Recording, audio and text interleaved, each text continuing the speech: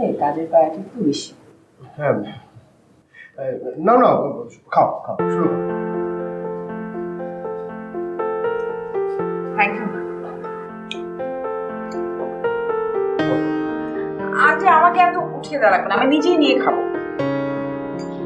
না, আমি মানে তুই যাতে বাসা থেকে পালাতে না পারিস সেই জন্য।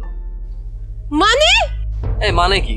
তুই আমাকে কালকে রাতে ফোন দিয়ে বললি যে তুই বাসা থেকে পালাতে চাস, আমি যদি নাও আসি তুই একাই পালাবি।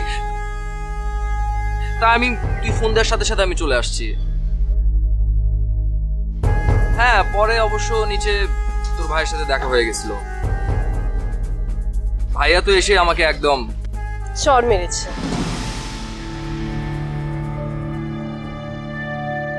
আমি জানি, ভাইয়া রাতে আমাকে বলেছিল।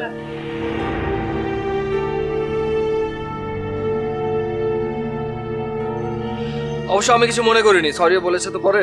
আর তোর মতো যদি একটা পাগল বোন থাকে সেক্ষেত্রে ভাইয়ের মাথা তো খারাপ হওয়াই স্বাভাবিক নাকি? আমি পাগল, আর তুই তুই যে সারা রাত চোরের মতো এই রাস্তার পাশে বসেছিলি, এটা কোনো পাগলামি না? তোর মতো একটা পাগলকে ভালোবেসে নিজে পাগল না হলে উপায় আছে?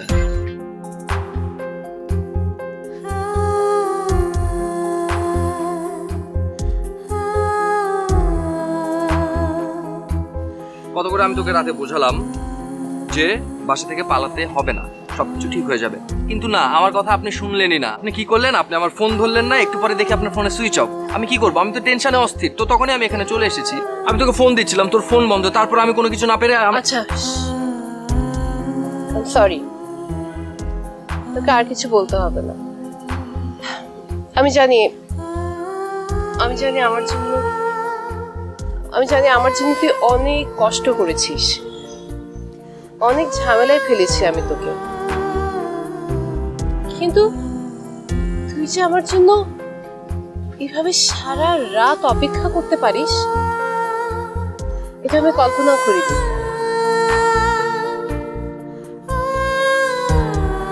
I'm sorry for all that. I'm really sorry. It's okay. আচ্ছা, তাই বলে তোর এইটা কেন মনে হলো যে দিন দুপুরে আমি আমার বাসা ছেড়ে পালিয়ে যাব? এটা বুঝি পালানোর কোনো সময় হলো? পাগলদের কোনো সময় জ্ঞান থাকে নাকি আবার? শোন, তুই কিন্তু আমাকে কন্টিনিউয়াসলি পাগল বলে যাচ্ছিস সজীব। তো একটা পাগলকে আর কি বলা যায় বল? মানে কি বলবো? যাই হোক, ভালো হয়েছে তুই এখানে আছিস। চল আমার সাথে একটা জায়গায় যাব। কোথায়?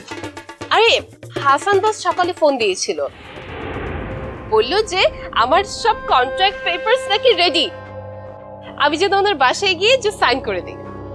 কি বাসায়? হ্যাঁ, বাসায়। তো এতে তো অবাক হবার কি হলো? অফিসিয়ালি একটা পেপারে সাইন করতে তার বাসায় কেন যেতে হবে? কারণ আজকে হলিডে আর ওনার অফিস বন্ধ, তাই। কালকে তো অফিস খুলবে, কালকে যাবি।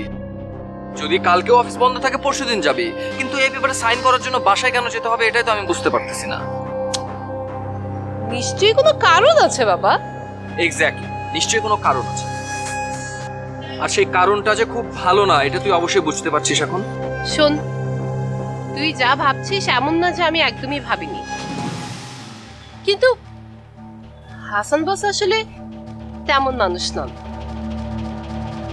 তুই তো আসলে ওনাকে দেখিসনি, তুই দেখলে বুঝতি উনি যে কি সুন্দর করে কথা বলেন।